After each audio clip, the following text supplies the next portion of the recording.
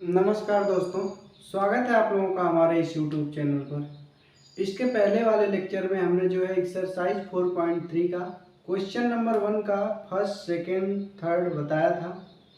Fourth को हमने homework में दिया था, काफ़ी बच्चों ने उसको कर लिया है, कुछ बच्चों ने नहीं कर पाया तो अगेन उसको प्रैक्टिस करिए, आ जाएगा। चलिए नेक्स्ट क्वेश्चन पर चलते हैं। नेक्स्ट क्वेश्चन में क्या कह रहा है? नेक्स्ट क्वेश्चन में कह रहा है जो पहले क्वेश्चन में ही 1 2 3 4 दिए हुए हैं उसको तो हमने पहले क्वेश्चन में पूर्ण वर्ग मेथड से उसको निकाला था, लेकिन सेकंड क्वेश्चन में कह रहा है उसे द्विघात समीकरण के द्वारा जो है द्विघात समीकरण के सूत्र के द्वारा उसके मूलों को निकालना है। तो आप लोग जो है कमेंट करके बताइए कि द्विघात समीकरण का सूत्र क्या होता है, द्विघात फार्मूला क्या होता है। तो हमने द्विघात सूत्र को हमने आपको बताया था कि क्या होता है, श्रीधराचार्य सूत्र भी बोलते हैं। हमने बताया था कि मूल निकालने का जो फार्मूला होता है -b plus minus √b² -4ac/2a होता है। ये हमने पहले से आपको बता रखा है कि ये फार्मूला होता है। तो अगर आपको याद नहीं है तो अच्छे से याद कर लीजिए कि श्रीधराचार्य या द्विघात समीकरण के मूल के निकालने का फार्मूला जो होता है वो यही होता है -b plus minus b² -4ac/2a। अब जो इस लेक्चर में नए नए आ रहे हैं वो क्या करेंगे, वो कहेंगे ए बी सी क्या है। तो अभी जब क्वेश्चन सॉल्व करने लगेंगे तब हम आपको बताएंगे कि ए बी सी कैसे निकाला जाता है। आइए देखते हैं चीजें क्या हैं, कैसे हैं, क्या करते हैं। इसके मूल को हमको क्या करना है, निकालना है। अब जायज सी बात है, तो द्विघात समीकरण है तो 2 मूल होंगे। तो हमें ए नहीं पूछ रहा है कि कितने मूल होंगे, ए कह रहा है मूल क्या क्या है उसको आप बताइए बच्चा। तो आपको हमने पूर्ण वर्ग मेथड द्वारा तो इसको कल बता दिया था, लेकिन फार्मूले से निकालना है। तो पहले क्या करेंगे, ax² plus bx plus c बराबर 0 से तुलना करेंगे। अब तुलना करने जिसको नहीं आ रहा है तो बहुत आसान भाषा में बताते हैं, आप सीख जाइएगा, ठीक है। तो देखिए ax², ठीक है, x² को x² के साथ, x को x के साथ, और जिसके साथ x नहीं है उसको उसके साथ कर देना है। तो कंपैरिजन कीजिएगा तो यहाँ ax² बराबर 2x², x से x कट गया, a बराबर 2 बच गया, ए का मान पता हो गया। सेम तरीके से ऐसे bx बराबर -7x, x से x कट गया, b बराबर -7 हो गया। ऐसे जो अलग बचा है c बराबर 3 हो गया। तो आपको पहला स्टेप ये कन्फर्म हो गया कि ax² बराबर 2x², यानी इसको इसके साथ, x को x के साथ और कांस्टेंट टर्म को कांस्टेंट टर्म के साथ कंपैरिजन किया जाता है, ठीक है। क्या है, तुलना कैसे किया जाता है फिर एक बार सुनिए। जो अपने जाति के लोग होंगे वो आपस में बराबर हो जाएंगे, इस तरीके से आप समझ सकते हैं। अब हमें पता है कि श्रीधराचार्य फार्मूला क्या होता है। श्रीधराचार्य जो सूत्र होता है -b plus minus √b² -4ac/2a होता है।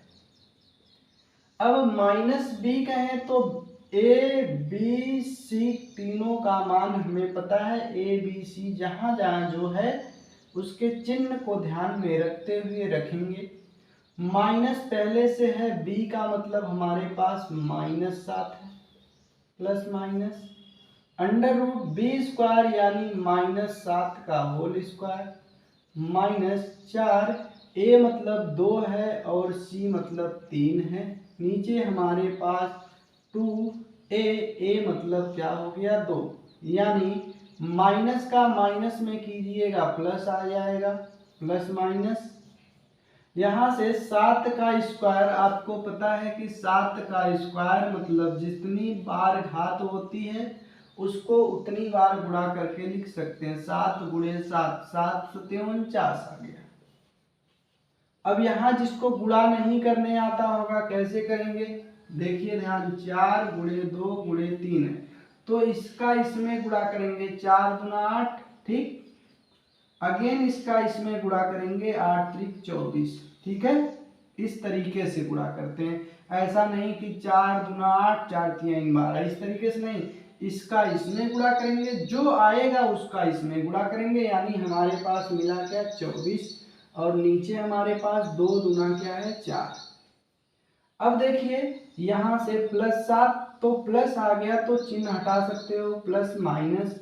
यहाँ से घटाओगे 49 में से 24 घटाओगे क्या मिलेगा 25, और नीचे हमारे पास 4 है। ये हम क्या निकाल रहे हैं बेटा, मूल निकाल रहे हैं, ठीक है।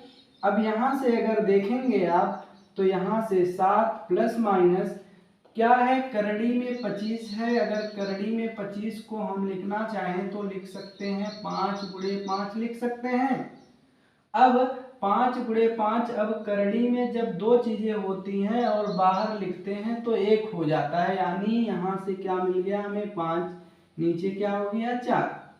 यहाँ से देखिए प्लस माइनस है तो पहला मूल क्या आ जाएगा, जो पहला मूल होगा हमारा वो प्लस के साथ लेंगे, यानी 7 प्लस 5 बटे 4, 7 5 12 बटे 4 काटेंगे, 4 तियाइन 12, यानी ये वाला आंसर आ गया मेरा। दूसरा मूल हमारे पास बेटा क्या मिलेगा, दूसरा मूल हमारे पास मिलेगा 7 माइनस 5 बटे 4, ठीक।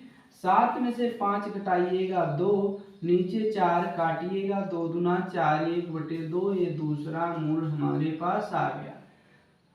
तो ए रहा हमारा पहला मूल, ए रहा हमारा दूसरा मूल। तो इस तरीके से मूल को निकालते हैं।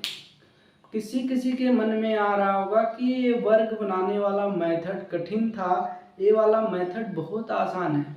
हाँ आसान है, लेकिन आप ये वाला भी मेथड लगा सकते हैं। लेकिन अगर क्वेश्चन में कहेगा कि पूर्ण वर्ग बनाने की विधि द्वारा सॉल्व कीजिए, तब पूर्ण वर्ग का मेथड लगाएंगे। कहेगा गुणनखंड विधि द्वारा मूल ज्ञात कीजिए, तो गुणनखंड विधि लगाएंगे। अगर कहेगा कि धराचार्य या द्विघात सूत्र द्वारा बताइए, तो धराचार्य या सूत्र लगाइएगा। अगर खाली कहेगा कि दिए गए समीकरण के मूलों को ज्ञात कीजिए, जब वहां पे आपको रूल का बाउंडेशन नहीं देगा तो आप कोई भी मेथड लगा सकते हैं, कोई प्रॉब्लम आपको नहीं है। प्रॉब्लम तब होगी जब वहां पे कहेगा कि गुणनखंड विधि से मूल ज्ञात कीजिए और आप धराचार्य लगाएंगे, तो वहां पे आपका क्वेश्चन या आंसर सॉल्यूशन आपका गलत माना जाएगा। तो इस चीज में आपको ध्यान रख के आगे की चीजें स्टेप बाय स्टेप करना है। चलिए नेक्स्ट क्वेश्चन पर। तो बच्चा आपको डरना नहीं है। अगेन क्वेश्चन आपको दे दिया 4x², 4 करड़ी में 3x + 3 दे दिया। तो जो आप रूल जानते हो वो रूल लगाते जाओ स्टेप बाय स्टेप, ठीक है। अगर आपकी कैलकुलेशन अच्छी है तो आंसर सही आएगा, ठीक है। तो यहाँ से क्या करेंगे, ax² + bx + c = 0 से क्या करेंगे बेटा, तुलना करेंगे। अब तुलना करने आपको आ गया होगा क्या होता है। देखिए आपको अगर एग्जाम में अच्छे मार्क्स लाना है तो जैसे जैसे स्टेप हम बता रहे हैं वैसे वैसे अगर एग्जाम की कॉपी में लिख के आएंगे तो फुल मार्क मिलेगा, क्योंकि मैथ ही ऐसा सब्जेक्ट है जिसमें आपको फुल मार्क्स मिलता है, ठीक है। तो अगर फुल मार्क्स पाना है तो आपको स्टेप बाय स्टेप एक भी स्टेप छोड़ना नहीं होगा, हर स्टेप को आपको कॉपी में दर्शाना होगा। तो आइए देखते हैं कैसे कंपैरिजन। अगर लिखना चाहे तो सीधे लिख सकते हैं, क्या होता है, a = 4 होता है, ठीक। x² के बदल में x² के बदल में x के बगल में b है, यानी b बराबर क्या हो जाएगा, यहाँ से x के बगल में 4 करड़ी में 3 है, और जिसके साथ x नहीं है वो क्या हो जाएगा, c बराबर 3। लेकिन आपको एग्जाम में ऐसे लिखेंगे तो मार्क्स कम हो जाएंगे आपके। अगर पूरा मार्क्स पाना है 5 नंबर का है तो 5 नंबर पाना है तो आपको उसके लिए एक भी स्टेप छोड़ना नहीं है। तो अगर पूरा मार्क्स पाना है तो सीधे आपको लिखना पड़ेगा कि ये x² बराबर 4x², x² से x² कटा, ये बराबर 4 हुआ। ऐसे bx बराबर 4 करड़ी में 3, x से x कटा तो यहाँ से b बराबर 4 करड़ी में 3 और यहाँ से c बराबर 3 आया। अब हमें पता है कि जो हमारा फार्मूला होता है वो क्या होता है, मूल निकालने का formula -b plus minus √b² minus 4ac अपान 2a होता है। अब -b माइनस ऐसे रहेगा, b का मतलब हमारे पास 4 करड़ी में 3, b² मतलब क्या है, 4 करड़ी में 3 का स्क्वायर माइनस 4a मतलब 4 हमारे पास और c मतलब हमारे पास 3 है, और नीचे हमारे पास 2a मतलब हमारे पास 4 है। चीजें क्या हो गई, यहाँ से 4 करड़ी में 3 प्लस माइनस। अब देखिए यहाँ पे आप लोग गलती करते हैं, अगर गलत नहीं करना तो इधर देखिए 4 करड़ी में 3 होल स्क्वायर, अगर 5 का स्क्वायर रहता है तो 5 गुणे 5 लिखते हो, तो सरमाना क्या है, अगर a² है तो 4 करड़ी में 3 गुणे 4 करड़ी में 3। अब जो नंबर है नंबर में गुणा कर दो, 4 गुणे 4 16, करड़ी में 3 का करड़ी में 3 में गुणा करोगे 3 आएगा। ठीक, अगर सेम नंबर है जैसे करड़ी में 5 गुणे करड़ी में 5 है तो क्या आएगा, 5 आएगा। ठीक है, तो 16 गुणे 3 आ गया, 16 3 कितना हो गया, 48 हो गया। बातें समझ में आ रही होंगी आपको। ऐसे 4 चौके 16 3 48, नीचे हमारे पास बच गया 4 गुना 8। अब देखेंगे यहाँ पे तो -4 करड़ी में 3 प्लस माइनस, यहाँ पे 48 माइनस 48 0 आएगा, और नीचे 8, यहाँ से बचेगा 4 करड़ी में 3 पूरे के बटे 8, काटोगे तो 4 गुना 8 यानी माइनस करड़ी में 3 बटे 2 आ जाएगा। यानी जो हमारा मूल आया वो क्या आया बेटा, माइनस करड़ी में 3 बटे 2 आया। अब कहोगे कि ये तो एक ही मूल आया, यहाँ द्विघात समीकरण है, 2 मूल आना चाहिए। तो क्या होता है, अगर एक ही मूल आ रहा है धराचार्य विधि से तो यानी तो वहां पे क्या हो जाएगा, करड़ी में 3 बटे 2 करड़ी में 3 बटे 2, ये दोनों मूल समान होंगे। इस वजह से क्या आ रहा है, माइनस करड़ी में 3 बटे 2 आ रहा है। आप बातें समझ पा रहे होंगे। यहाँ समान, अगर मूल समान होंगे तो धराचार्य फार्मूले से एक ही मूल निकल के आएगा। ठीक है, तो ये हमारा एक ही आ गया, तो 2 ठो इस तरीके से आप लिख सकते हो। चलिए नेक्स्ट क्वेश्चन पर देखिए। क्वेश्चन 3 के फर्स्ट क्वेश्चन में दे रखा है, कह रहा है कि क्वेश्चन में लिखा हुआ है तीसरे में कि दिए गए समीकरण के मूल निकालिए। 2 क्वेश्चन दे रखे हैं। अब देखिए यहाँ पे आप कंफ्यूज नहीं होइएगा कि कौन सा 3 मेथड होता है मूल निकालने का। धराचार्य होता है, गुणनखंड होता है, पूर्ण वर्ग बनाने की विधि होता है। तो आपको थोड़ा भी कंफ्यूज नहीं होना है। जिस मेथड से चाहे आप उस मेथड से कर सकते हैं, क्योंकि यहाँ पे कोई बाउंडेशन नहीं है कि इसी मेथड से कीजिए। तो आपकी जो मर्जी है, यहाँ कोई नहीं रोक सकता आपको। जो मर्जी करे वो वाला रूल लगा के आप मूल निकाल लीजिए, आंसर आना चाहिए। तो देखिए निकालते हैं। पहले इसको हम अपने जो द्विघात समीकरण है वैसे बनाएं तो पहले हम। तो देखिए यहाँ कुछ नहीं है, नीचे 1 मान लेते हैं। ठीक, यहाँ पे कुछ नहीं है, x और 1 का एलसीएम क्या आएगा, x।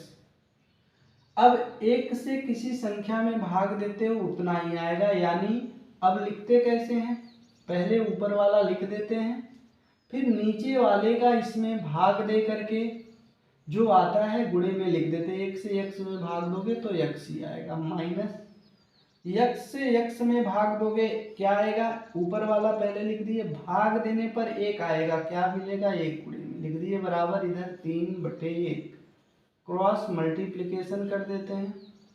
अब यहाँ कंफ्यूज नहीं होना है, क्वेश्चन में x does not equal to 0 दे रखा है, यानी x बराबर 0 नहीं होना चाहिए। क्यों 0 नहीं होना चाहिए, क्योंकि x अगर 0 रख दोगे तो ये क्या हो जाएगा, अनडिफाइंड यानी अनंत हो जाएगा। तो इसका हमें कोई मतलब नहीं है, बस ये क्वेश्चन कोई भी होता है अगर उसमें कोई दिक्कत, यानी अगर x बराबर 0 आंसर आ रहा है तो इसको आंसर को नहीं लेना है, इस वजह से ये दे रखा है, ठीक है।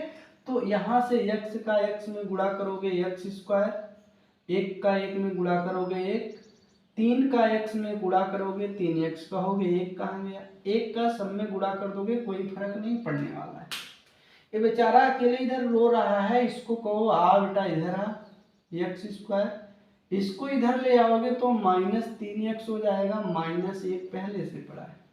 अब यहाँ से जो मर्जी करे, अगर तुम्हारा मर्जी कर रहे हैं कि हम गुणनखंड मेथड लगाएंगे तो गुणनखंड लगाओ, अगर मन कर रहा है वर्ग विधि लगाने का तो वर्ग विधि लगाओ, अगर मन कर रहा है धराचार्य लगाने का तो धराचार्य लगाओ, उससे कोई इफेक्ट नहीं पड़ने वाला है, क्योंकि क्वेश्चन में कोई भी क्या कर रखा है, कोई बाउंडेशन नहीं दिया है कि यही हमको लगाना है।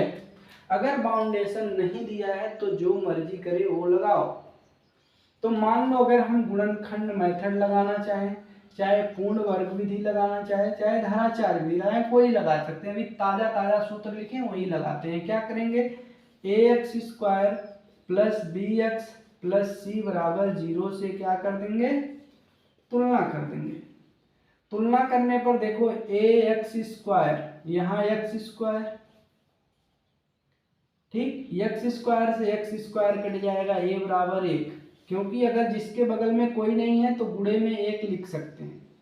ऐसे यहाँ से देखेंगे bx बराबर -3x, x से x कट जाएगा, b बराबर -3, ऐसे तीसरा c बराबर हमारे पास -1 आ जाएगा। अब हमारे पास जो सूत्र होता है बेटा, सूत्र होता है x बराबर -b plus minus √b² -4ac अपान 2a होता है। माइनस ये तो पुराना वाला इसका b का मान हमारे पास -30 है, b² यानी -3 का होल स्क्वायर, -4 a मतलब 1 है और c मतलब हमारे पास -1 है, ठीक। और नीचे हमारे पास 2a मतलब हमारे पास 1 है। सॉल्व कीजिए इसको, माइनस का माइनस में गुणा कीजिएगा प्लस, यहाँ से प्लस माइनस पहले से है, नीचे 3 का स्क्वायर, 3 त्रिका 9 कहोगे, माइनस कहाँ जाएगा तो माइनस का स्क्वायर, देखिए ध्यान दीजिए, -3 का स्क्वायर यानी -3 गुणे -3, माइनस का माइनस में गुणा पता है प्लस होता है, 3 का 3 में गुणा 9 यानी क्या आ जाएगा +9। यहाँ देखिए माइनस माइनस प्लस, 4 एकन्ना में 4, नीचे क्या मिलेगा हमारे पास 2 एकन्ना में 2, ठीक। अब यहाँ पे चीजें क्या आ जाएंगी, ध्यान दीजिए, यहाँ x बराबर आ जाएगा +3 है तो प्लस हटा सकते हो 3 प्लस माइनस, यहाँ से 9 4 कितना हो जाएगा करड़ी में 13, पूरे के बटे नीचे क्या है 2। अब यहाँ से प्लस माइनस है तो 2 बार लिख सकते हो, एक बार x बराबर 3 प्लस करड़ी में 13/2 और एक बार लिख सकते हो x बराबर 3 माइनस करड़ी में 13/2, ठीक। देखिए बच्चा, सेकेंड क्वेश्चन में दे रखा है 1/x + 4 -1/x - 7 = 11/30। यहाँ ये क्या कह रहा है, x does not equal to -4 7, यानी अगर ये आंसर आता है -4 और -4 और 7 आंसर आता है तो आंसर नहीं होगा। It does not equal to -4 7 मतलब आप समझ गए होंगे। कि अगर ये x बराबर आंसर आता है तो आंसर में नहीं लिया जाएगा। ठीक है, चलिए आइए देखते हैं आगे। सॉल्व करना है, थोड़ा सा डिफिकल्ट वे में दिया है, फिर भी हमें पता है कि कैसे हमारा द्विघात समीकरण होता है। ax² plus bx plus c इस तरीके का होता है। तो इस तरीके में है नहीं तो बनाने का प्रयास करेंगे बेटा। यहाँ से इन दोनों का एलसीएम लेते हैं। एलसीएम दोनों का क्या आएगा बच्चा, x प्लस 4 और x माइनस 7। ठीक, इन दोनों का एलसीएम, जैसे अगर 3 है और 2 है तो एलसीएम क्या आता है, 3 गुणे 2 आता है ना। वैसे अभी समझो x प्लस 4 गुणे x माइनस 7। हमने बता रखा है आपको क्या करना होता है, ऊपर वाला पहले लिख लेना होता है, इससे इसमें भाग दोगे। जब भाग दोगे तो ये दोनों सेम है, कट जाएगा, बचेगा ये, बचा हुआ यहाँ पे लिख दो माइनस। अगेन ऊपर वाला लिख लेना है, इससे इसमें भाग दोगे, कट जाएगा, बचेगा x प्लस 4 बराबर 11/30। ठीक, 1 का गुणा x में कीजिएगा x, 1 का गुणा 7 में कीजिएगा -7, -1 का गुणा -x, माइनस का गुणा कीजिएगा -4। और नीचे हमारे पास क्या मिलेगा, अगर चाहें तो आप यहीं चेंज कर सकते हैं, क्रॉस मल्टीप्लिकेशन कर दीजिए तो इधर क्या आ जाएगा, इधर 30 आ जाएगा और इधर x प्लस 4 x माइनस 7 गुणे पूरे के 11। अब ये बेटा x से x कट जाएगा, 7 और 4 -11 और गुणे 30 यहाँ पहले से गुणा करते हैं। x का x में कीजिएगा x², x का 7 में कीजिएगा -7x, 4 का x में कीजिएगा 4x और 4 का 7 में कीजिएगा 7 चौक 28, लेकिन प्लस माइनस तो क्या आएगा माइनस। यहाँ ये पूरे के 11 है। ठीक, अब इसका इसमें गुणा कीजिएगा, 11 3 33 330, इधर x², 7 में से 4 घटाइएगा तो मिलेगा हमें -3x -28 11। ठीक, अगर आप चाहें तो यहीं पे क्या कर सकते हैं, 11 को 11 से काट सकते हैं। ठीक है, तो बचेगा यहाँ 30 बच जाएगा, ये 11 यहाँ से खत्म हो जाएगा। ठीक, इस 30 को उठा के उधर ले जाइएगा तो क्या मिलेगा, x² -3x -28 -30 उधर जाएगा +30, इधर कुछ नहीं है, बचा क्या 0।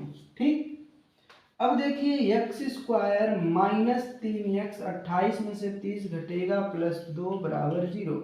अब a क्या आ गया मेरा, ax² plus bx plus c आ गया। क्या आंसर तक पहुंच गए, नहीं, अभी आंसर तक नहीं पहुंचे हैं, अभी तो हमने द्विघात समीकरण केवल बनाया है। अब बेटा अगर द्विघात समीकरण बना रखे हो तो पुराना तरीका जानते हो, जिस मेथड से चाहो उस मेथड से तुम कर सकते हो। पहले क्या करोगे, ax² plus bx plus c बराबर 0 से क्या कर देंगे बेटा, तुलना कर देंगे। अगर तुलना करोगे तो ax² बराबर x², ये इससे कटेगा, a बराबर 1, यहाँ से bx बराबर -3x, x से x कटेगा, b बराबर -3 और जो बचा है c बराबर क्या हो जाएगा बेटा 2। तो a b c इन तीनों का मान पता चल गया। फार्मूला होता है -b plus minus √b² -4ac/2a होता है। अब यहाँ से -b यानी -3 प्लस माइनस b² यानी -3 का स्क्वायर -4, a मतलब 1 है और c मतलब हमारे पास 2 है, और नीचे हमारे पास 2a मतलब 1 है। तो यहाँ से क्या आएगा, माइनस का माइनस में +3 प्लस माइनस, यहाँ से 3 का स्क्वायर क्या आएगा, 3 त्रिक का 9। ठीक है, अभी पहले बताए थे यहाँ से 4 दूना 8, 4 एकम 4, 4 दूना 8, नीचे 2। यहाँ से x बराबर +3, यहाँ से कीजिएगा तो 9 में से घटाइएगा 1 आएगा, ठीक, करड़ी में 1 पूरे के बटे 2। तो यहाँ से हमें दो चीजें निकल के आएंगी, 1 प्लस 3 प्लस 1 का वर्गमूल 1 होगा बटे 2, ठीक, 3 1 4 बटे 2 काटिएगा 2 आएगा, यानी x बराबर 2। x अगला क्या आएगा, +3, क्या है प्लस ले रखे हो तो माइनस लोगे, 1 का वर्गमूल 1 पूरे के बटे 2, 2 बटे 2 काटिएगा 1, यानी x बराबर 1, यानी x बराबर आंसर 1 और 2 आएगा। क्या हमारे पास आंसर x 4 और 7 आया? नहीं आया, यानी x बराबर 1 2 आया, यानी 1 2 सही है। तो डिफिकल्ट कुछ नहीं है, बस डिफिकल्ट ये है कि आपको जो है स्टेप बाय स्टेप करना आ रहा है कि नहीं। अगर द्विघात समीकरण दे रखा है तो सीधे आप फार्मूला लगाइए, अगर द्विघात समीकरण टाइप का नहीं दे रखा है पहले आप द्विघात समीकरण बनाइए। अगर आप द्विघात समीकरण बना लेते हैं उसके बाद आपको दिखना चालू हो जाएगा, ठीक, चीजें आपको दिखनी चाहिए। लगाने से पहले क्या है, मन में 2-4 स्टेप करके देखिए कि हाँ क्या सही आ रहा है कि नहीं, आगे जा रहा है कि नहीं, सोचिए, दिमाग को अपने विकसित कीजिए। तो इस चीज को ध्यान में रखते हुए अगर आप क्वेश्चन को करेंगे, पता चलेगा कलम उठाए सॉल्व करना चालू कर दे, गलत हो गया, गलत हो गया तो पहले चेक कर लो ना, दिमाग में लगाओ ना। हमने देखा है यहाँ से यहाँ दिमाग में लगाया कि हाँ ये द्विघात समीकरण नहीं है, पहले द्विघात समीकरण बनाते हैं। अब द्विघात समीकरण बना लिया तो हमको पता है क्या करना है, गुणनखंड मेथड, वर्ग मेथड, धराचार मेथड, जो हमको आसान लगता है, जो अच्छे से आता है वो वाला मेथड लगा दे, क्या दिक्कत जाता है, आंसर तो आएगा ही। अगर तुम्हारा कैलकुलेशन सही है, रूल सही है, तो आंसर अपने आप निकल के आएगा। चीजों को करना है तो स्टेप बाय स्टेप करना पड़ेगा आपको। चलिए मिलते हैं नेक्स्ट वीडियो में, तब तक स्वस्थ रहिए, मस्त रहिए, पढ़ते रहिए, लेकिन धन्यवाद।